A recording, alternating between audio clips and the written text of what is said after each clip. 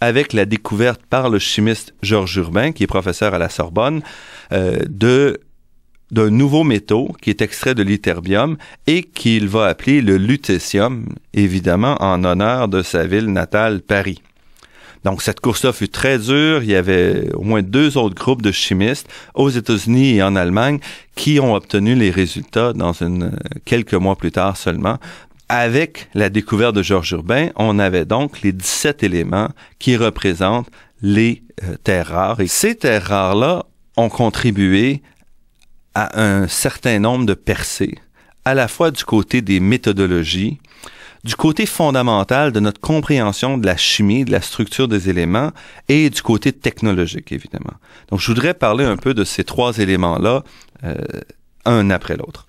Du côté méthodologique, je l'ai déjà dit, les terres rares sont extrêmement difficiles à séparer. Il a donc fallu développer des technologies particulières et vraiment travailler avec les méthodes de pointe pour être capable d'isoler et de purifier et d'identifier de nouveaux éléments. Une des techniques les plus utiles vers la fin du 19e siècle fut la chromatographie qui, elle, permet de séparer les éléments en faible quantité toutefois. Donc, on n'était pas capable de produire des quantités de manière suffisante pour faire une application, mais on pouvait au moins les isoler. Et en fait, ça a été très long pour qu'on soit capable d'isoler en grande quantité les terres rares, et c'est seulement en 1949, donc il y a 70 ans à peu près, que les Américains Tompkins et Spedding ont réussi l'exploit d'isoler 300 grammes d'ytterbium, 15 grammes de lutécium et 15 grammes de thallium, ce qui représentait vraiment un exploit remarquable qui a lancé au cours de la décennie suivante un développement industriel où on a mis en pratique à plus grande échelle ces développements-là et sur lesquels on s'est appuyé pour être capable de commencer à produire les terres rares en quantité suffisante pour qu'on puisse les utiliser dans l'industrie. La deuxième avancée des terres rares fut une avancée fondamentale qui, elle aussi, s'est étendue sur plusieurs dizaines d'années. Quand on a commencé à découvrir les terres rares, on n'avait pas encore même de structure pour organiser les éléments chimiques. Et c'est seulement en 1869 que Mendeleïev propose son célèbre tableau périodique qui met de l'ordre dans tous les éléments et qui les regroupe par famille, par série, etc. Le problème, c'est qu'on ne savait pas vraiment où mettre tous ces lanthanides qu'on découvrait un après l'autre et qui se ressemblaient énormément.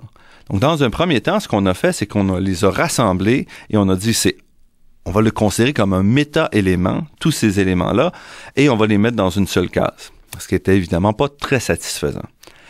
Et il a fallu attendre, en fait, le développement de la théorie atomique de Bohr en 1913 et celui de la mécanique quantique dans les années 1920 pour qu'on puisse vraiment comprendre où on devait placer ces atomes-là, parce qu'on avait maintenant une bonne image, une bonne compréhension de la structure atomique, des noyaux qui sont composés de neutrons et de protons, des électrons qui gravitent autour. Donc, on pouvait maintenant vraiment avoir une image fine qui séparait bien les différents éléments et placer ainsi les lanthanides dans le tableau périodique. Donc, ils ont un peu flotté pendant une 60aine d'années avant d'être intégrés correctement dans la chimie, dans notre image complète de la chimie.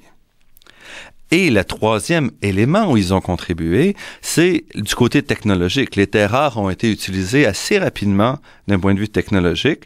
En 1884, en fait, le chimiste allemand Karl Auer a découvert que certains mélanges de terres rares peuvent briller très fortement lorsqu'on les chauffe dans un bec Bunsen, par exemple. Donc, pour utiliser cette découverte-là et essentiellement créer une lumière beaucoup plus brillante, il invente le manchon à incandescence. Qu'est-ce que c'est? C'est un tissu tissé pas très serré, ininflammable, qu'il imprègne avec un mélange de thorium à 99%. Le thorium n'est pas une terre rare, c'est un actinide, mais ce qui joue un rôle essentiel, c'est l'oxyde de cérium qu'on met à 1% et qui permet donc d'obtenir une belle lumière blanche et brillante. Et immédiatement, cette découverte-là a été transformée en application industrielle et on a donc lancé une grosse industrie très rentable sur la production de manchons à incandescence qui ont été utilisés pour les lampes à gaz là, dans les villes et chez les individus. Des lampes à gaz qui sont restées peut-être jusqu'au milieu, jusqu'en 1930, 1940, et qui ont presque complètement disparu aujourd'hui avec, évidemment, toutes les sources de lumière électrique. Sauf pour quelques applications, comme les lampes de camping, par exemple, les lampes à gaz de camping, où on retrouve encore ces manchons. Les militaires ne sont jamais très loin quand il s'agit d'utiliser des nouveaux matériaux. Donc, rapidement, les militaires se sont aperçus que les alliages de fer et de cérium peuvent former des étincelles lorsqu'ils sont frottés contre l'acier. Donc, on a utilisé ces alliages-là pour des balles et des obus traçants, par exemple, qui permettent de suivre les trajectoires.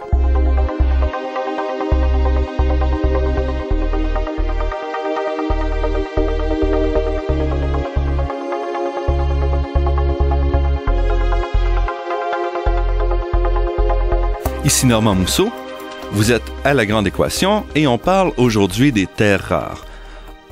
Après avoir un peu expliqué l'historique des terres rares, il est bon d'arriver et de voir où on en est aujourd'hui dans cette exploitation-là. On a vu qu'en 1949, c'était un tour de force de produire 300 grammes d'un élément particulier. L'an dernier, nous en avons consommé environ 150 000 tonnes. C'est-à-dire l'équivalent d'à peu près 8 piscines olympiques en termes de volume. Donc, on est passé, évidemment, de 300 grammes à 150 000 tonnes en développant des procédés industriels complexes qui nous permettent de faire cette production-là. Malgré cette grande production, la croissance des besoins est importante et on augmente la production de 10 à 20 % par année, c'est-à-dire qu'on va à peu près doubler la production et la demande en 7 ans. Pendant longtemps, quand on a commencé à développer les applications des terres rares dans les années 1970-80, c'était les États-Unis qui dominaient la production, ce qui n'est pas très surprenant parce que, étant également la nation qui poussait le plus les développements technologiques et le militaire, donc il y avait un lien très fort entre les terres rares et cette production-là. À partir de 1985, toutefois, la Chine commence à prendre le relais avec une production moins chère, une production plus fine aussi, où on produit des éléments plus purs et commence à inonder le marché, ce qui fait que 10 ou 12 ans plus tard, les dernières mines utilisées aux États-Unis sont fermées et 97% de la production des terres rares est faite par la Chine. Pourquoi est-ce que c'est le cas? Parce que d'abord, l'exploitation des terres rares est complexe. Elle est très coûteuse en main-d'œuvre et elle génère aussi des rejets très polluants. Donc, pour arriver à séparer des éléments chimiques qui se ressemblent tellement, il faut énormément d'étapes, de bains d'acide, etc. Donc, on parle, par exemple, pour vraiment séparer tous les 15 lanthanides et les 17 terres rares, jusqu'à 1500 opérations qu'on doit faire une après l'autre pour être capable de bien nettoyer et séparer ces éléments-là. Donc, le coût n'est pas vraiment de l'extraction. En fait, on peut acheter le mélange non purifié, non isolé pour 10 $ par kilo, donc presque rien. Mais c'est vraiment au niveau de la séparation que ça joue. Et évidemment, la Chine, avec des normes environnementales peut-être un peu plus légères, avec des coûts de main-d'œuvre moins élevés, pouvait assurer une production très compétitive au niveau du prix. Les terres rares ont acquis au fil des ans une position de plus en plus importante dans la technologie, même si on en entend assez peu parler. Peut-être un des plus gros domaines où on utilise les terres rares, c'est dans les batteries. Donc, le développement au début des années 80 de la batterie nickel-hydrure métallique a fait en sorte qu'on a augmenté énormément les besoins en lantane parce que l'électrode négative de cette batterie-là est de format contient 1 atome de lantane pour 5 atomes de nickel. Donc, même dans une voiture comme la Prius, par exemple, on va avoir besoin de plusieurs kilogrammes de lantane pour être capable de fournir les bonnes batteries. À peu près en même temps, en 1982, c'est le tour de General Motors de développer un nouveau composé à base de néodyme qui permet de faire les meilleurs aimants permanents sur la planète. Donc, c'est un alliage de néodyme fer-bore qui est encore qui n'a pas de compétiteur encore aujourd'hui, donc qui est inégalé et qui permet donc, parce que les aimants sont plus forts, de faire des moteurs plus petits et plus performants. Et ces moteurs-là sont essentiels pour les éoliennes, par exemple. Dans une éolienne de taille d'à peu près moyenne, là, de 2 mégawatts, on a